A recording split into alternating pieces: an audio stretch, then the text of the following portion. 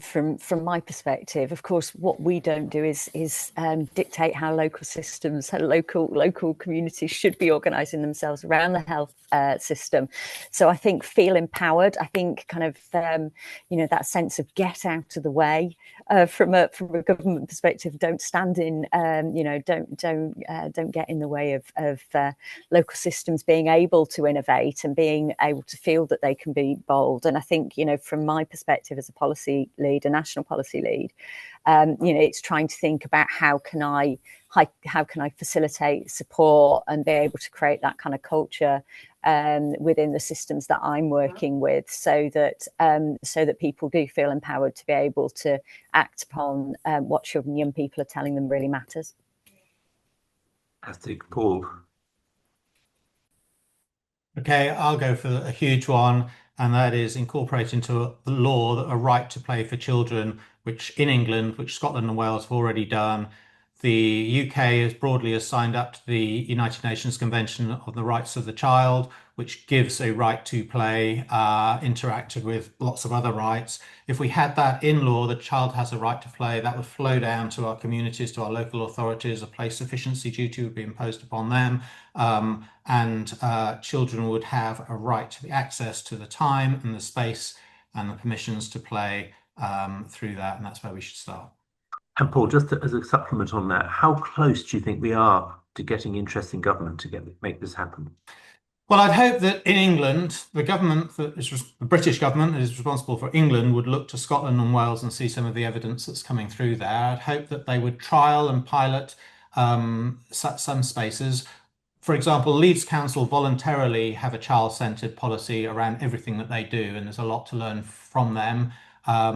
But I don't think it's going to happen. I think it's a slowly, we'll get there. I don't think it's going to happen in the next year, but there's strong evidence that, we should be doing that. Every child should have the same rights as everyone else has. Brilliant. Thanks, Paul. Ingrid, what would be your big policy?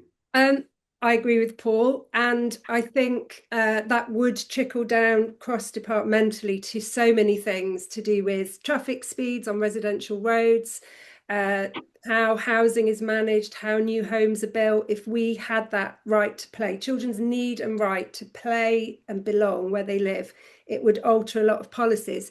And I suppose this is more of a kind of vision thing. I want to hear government actually speak to the problem we've got with children. We've got, deep problems of unhappiness and bad mental health and bad physical health, and to actually put that at the top of their agendas and say, we are going to change things for children, and this is how we're going to do it. And play would be absolutely central to that. Brilliant. Thanks very much. And by the way, we've got some links there. So if we didn't have time very much to talk about what children are saying, because but there's a lot in the report, Paul, that you've got there and others. Adrian, can you give us that final big bang?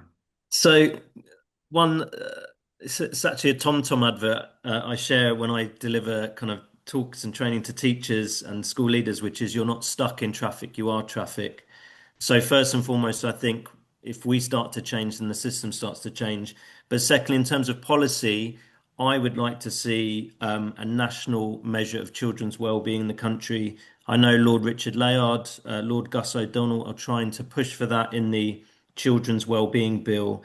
And it's partly because of this belief that economists say this, we measure what we treasure. So we measure GDP, and so a lot of our policy focus goes on what can we do to boost GDP. And actually, if we measure children's well-being because we treasure it, we will start to change and do things in order to boost children's well-being. It also gives children a voice and a sense of agency to be asked, what is it about school you like? What don't you like? What changes would you like to see? And it also empowers parents. There's research from the Youth Sport Trust that shows that most parents choose a school based on where they think their child's going to be happiest. And if schools are measuring well-being, they're placing well-being at the heart of their culture, their ethos, their curriculum. Parents can make informed choices about where they feel their child's going to be happiest and thrive the best.